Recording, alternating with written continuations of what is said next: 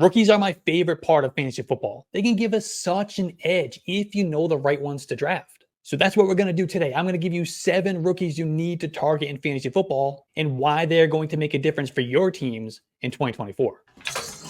Marvin Harrison Jr. is about as close to a can't-miss prospect as it gets. This is a guy coming off a 1,200-yard, 15-touchdown season at Ohio State. And he became the first wide receiver in Ohio State history to record multiple 1,000-yard seasons. He's also a Biletnikoff Award winner, a 2-time unanimous first-team All-American, and a Heisman Trophy finalist. And it doesn't hurt that he's the son of a Hall of Fame wide receiver. And the Cardinals thought highly enough of him to draft him number 5 overall and to immediately install him as the focal point of their offense. And all indications out of offseason activities and training camp are that Marvin Harrison Jr. is everything he's been hyped up to be. Harrison fits the mold of a prototypical Alpha X wide receiver, and that's exactly the role that he's going to play in Arizona. He's an exceptional route runner who commands targets, and he has the versatility to line up in any position across the formation. He's going to be a big-bodied playmaker and number 1 target for quarterback Kyler Murray. He's going to immediately command a high volume of targets with little competition in that offense. He will thrive along the boundary and in the red zone, where he will take full advantage of his incredible ability to contort his body and come down with just about everything thrown his way. His ADP is right at the 1-2 turn on most platforms. It's a high cost to pay for a rookie, but it's warranted. He compares favorably to AJ Green and Justin Jefferson, both of which had incredible rookie seasons, and it's likely we see something similar out of Marvin Harrison Jr. in 2024. The Giants drafted Malik Nabers number 6 overall with the intention of making him their wide receiver 1 right away. That seems to be going according to plan so far, as the former LSU star has been lighting up training camp. He's been making highlight reel catches every single day. He's already established himself as the alpha in that offense ahead of guys like Darius Slayton and Jalen Hyatt, Isaiah Hodgins, and Wan'Dale Robinson. And sure, it's still Daniel Jones. Of course, it would be nice to have Malik Nabers paired with a better quarterback, but the target volume is going to be very high. Jones is going to funnel passes to Nabers. Even if they aren't always the most accurate, the sheer volume of targets will be enough to make Malik Nabers a guy that we want to start on a weekly basis in fantasy football. And he'll get the most out of every catch too. He's incredible with the ball in his hands, meaning he's always going to be gaining additional yardage, and the team is surely going to feed him manufactured touches like jet sweeps and screens as well.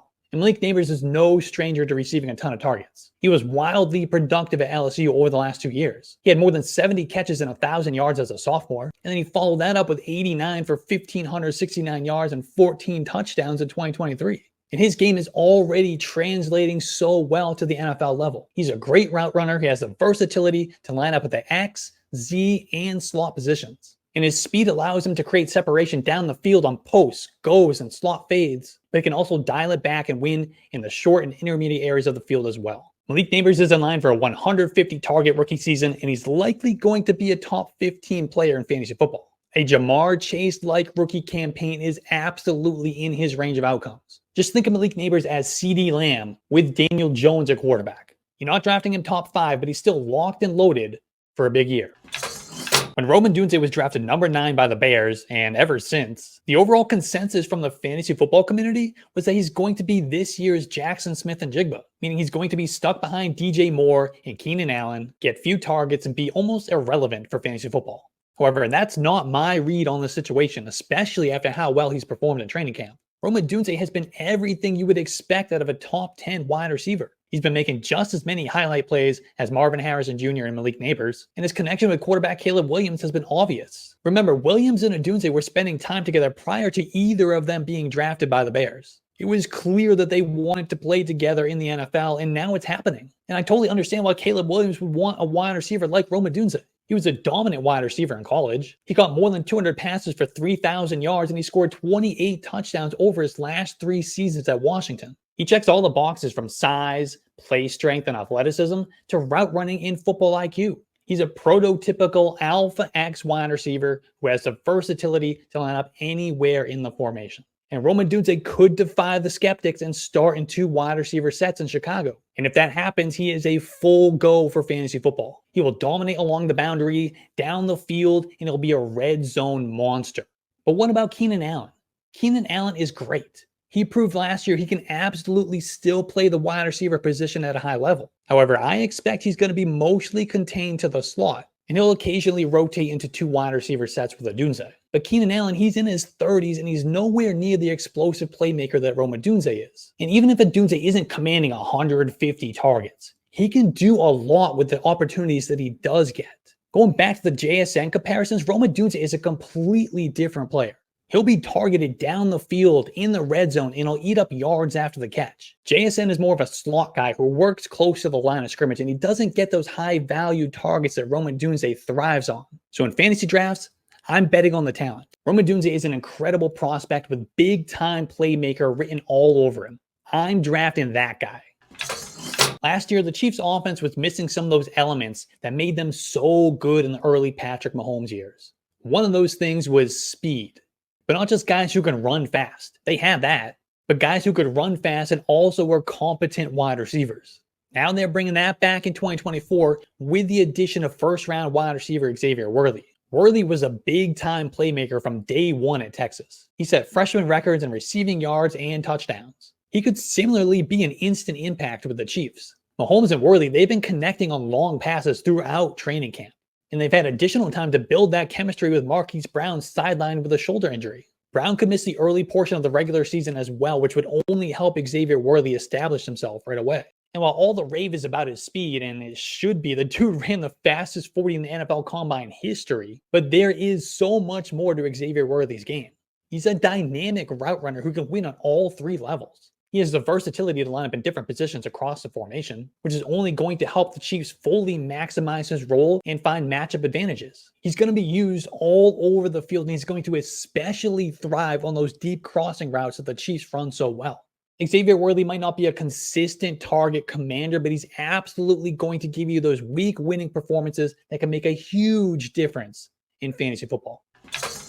Jayden Daniels is officially the week 1 starter for the Washington Commanders. He's also officially the most underrated quarterback in fantasy football. Daniels is coming off a Heisman Trophy winning season after throwing for nearly 4,000 yards and scoring 50 total touchdowns at LSU. And on top of that, he also ran for 1,100 yards. And that's where his value for us as fantasy gamers comes in.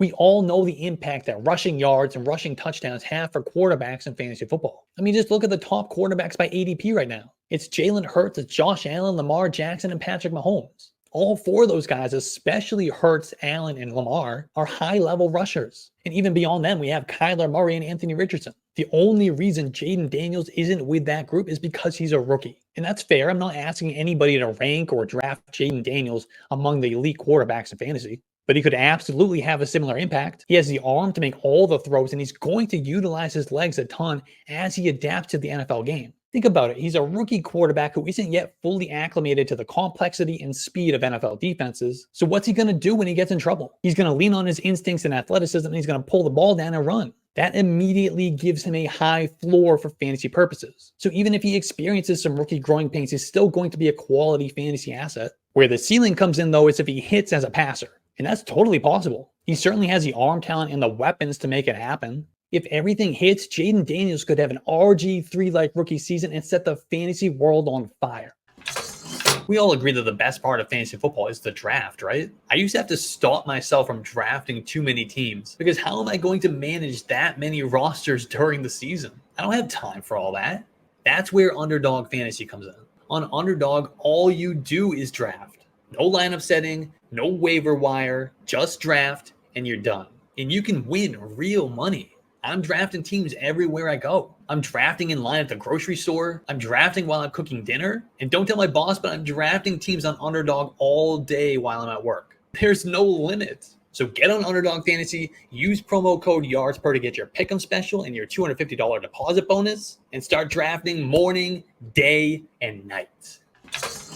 Whether you're Team Kyren Williams or your Team Blake Corum, you have to acknowledge the value that Corum carries in 2024. If Williams is everything that his fans believe him to be and he performs similar to last year, that just means that Blake Corum is going to be one of the few elite handcuffs in fantasy football. So if anything does happen to Kyren Williams, and he did deal with multiple injuries last year, and he's an undersized running back, then Blake Corum instantly becomes an RB1 in fantasy. He would immediately slide into that same bell cow role that Kyren Williams had last year. He'll get high volume and high value touches with big time touchdown upside.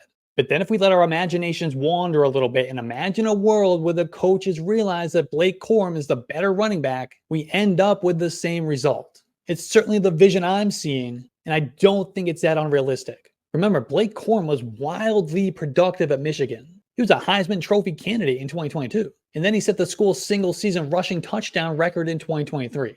He's also the school's all-time leader in career rushing touchdowns, total touchdowns, and most points scored in a career. His profile gives us all the confidence that if and when he gets that opportunity, he's going to seize it to the max. And whenever that happens, he is not going to let Kyren Williams take his job back. Corum is bigger, he's stronger, he's more athletic than Kyren Williams, he runs hard, he's more durable, and he's better in pass protection. The coaches are going to love his game. It's going to be impossible to keep him off the field. So it may be a slow start, but by season's end, Blake Corum could be the reason that you are a fantasy football champion. Like Blake Corum, Trey Benson is one of the elite handcuff running backs in fantasy football. He has league winner upside if anything happens to James Conner. And given Conner's injury history, it's almost certain that Trey Benson is going to be starting games at some point in 2024. And whenever that happens, he's going to be instantly starting in fantasy lineups as an RB2 with high-end RB1 upside. He will benefit from playing one of the NFL's top 10 offenses with playmakers at every level. It'll be impossible for defenses to key in on the run game when you have Marvin Harrison Jr. out wide, Trey McBride dominating the middle of the field, and Kyler Murray's threat to pick up chunk gains with his legs. And Trey Benson brings an explosive element that James Conner lacks. At 216 pounds, Trey Benson has 4.39 speed, a ton of burst, and is incredibly elusive in the open field. I have no doubt he's going to rip off several long runs. He's a big play waiting to happen. He's a natural in the receiving game as well, which will help him carve out a 3-down role and maximize his upside whenever his time comes. So take Trey Benson at the end of your draft, practice patience, and enjoy the boom weeks when he gets his shot. He'll be that late round gem that comes on strong in the second half and pushes your team to the finish line.